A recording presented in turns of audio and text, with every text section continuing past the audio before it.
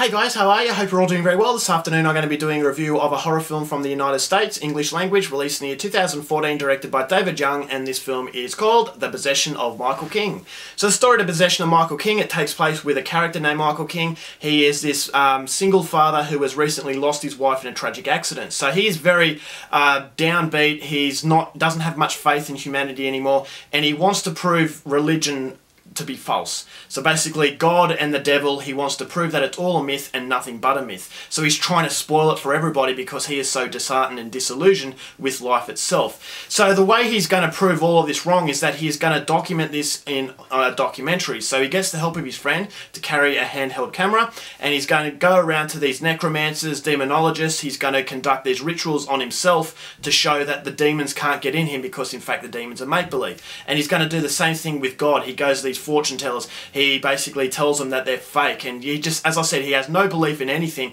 and the pain of losing his wife is just too much. So he goes around, he does these rituals upon himself, and this is where he starts to realize that maybe he has got himself into a little bit of trouble because strange things start to happen, and the lives of the people around Michael King are becoming endangered. So there is a nightmare that Michael King has to endure in order to get out of this in one piece, and whether or not he can do that, that's something you're going to have to find out for yourself, because that's as far as I'm going with my synopsis. Now my thoughts on The Possession of Michael King. I actually really like this film.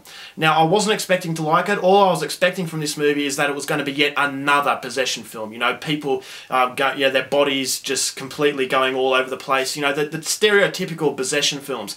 And when I saw the title of this movie, I thought, oh God, you know, I'm not really blown away by this. I thought it was going to be a predictable film, and that I knew the way it was going. It was a found footage movie, and I love found footage, and that was probably ultimately the selling point for me. Is what drew me in was the fact that it was handheld, and I'm a sucker for handheld found footage films. So although I felt that it was going to be yet another possession movie, I still had hope that it would be somewhat memorable because of the fact it is handheld. So I was really blown away by this film because it does the simple things, but it does them so well, and I thought it was just such a freaky film. The jump scares are there, but the jump scares are combined with some genuinely chilling scenes. And there's one quote that I thought was absolutely terrifying, and it was a dying priest is talking to Michael King, and he says, "Once you let the devil in, he will never let go." And there was something about the way that line was delivered that just absolutely freaked me out.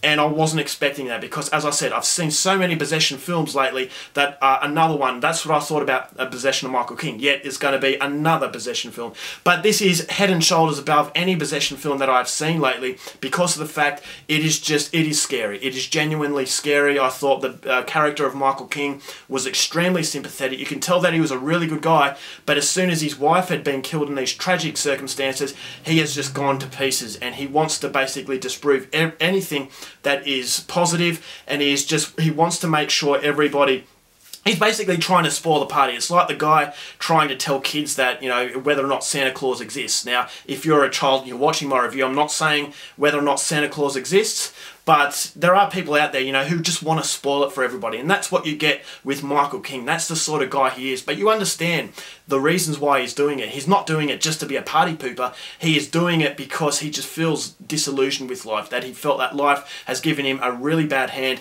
and therefore he's just on self-destruction. There's a lot of guilt, a lot of self-destruction, and he goes along on this terrifying journey, and you just have a very strong connection with this guy. And that's why I felt that it is a lot better than other films, is because it's scary, because there's a lot of threat there, because you like Michael King. And then those around him, you like those people as well. There's no annoying characters, so all the characters involved, you feel a fear for everybody's safety.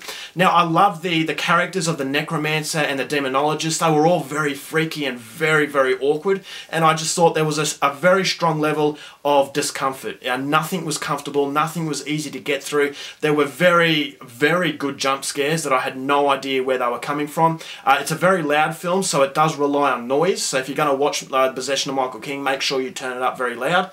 It does rely on the jolt scares rather than, you know, slow tension.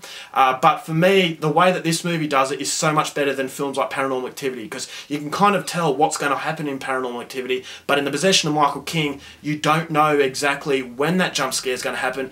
And although, you know, sometimes you might pick it, it still makes you really jump, and it makes you feel very uneasy because of the level and the way that it was done. I thought the ending was fantastic. It's a very sad sort of film. So on one hand, you've got a horror movie. On the other hand, you've got an underlying message, multi-layered film about, as I said, guilt, self-destruction, and basically blaming yourself for things that happen, and also blaming the higher powers as well. So whether or not you are a religious person, I still think you should check out The Possession of Michael King, because it is a very well constructed film. The soundtrack was pretty cool. I love the fact that it was found footage. As I said, I'm a sucker for found footage horror films. If you're not a fan of that sort of stuff, then still check it out, because the camera quality is very, very good. And so it shouldn't get in the way too much. There are some very horrifying scenes, but I thought the horrifying scenes were few and far between. It really does hit you on a psychological level, and so I really enjoyed The Possession of Michael King, and I'm going to be giving it 4 stars. Alright guys, that's my review. Hope you enjoyed it. Till next time, keep watching movies, and I'll see you later. Bye.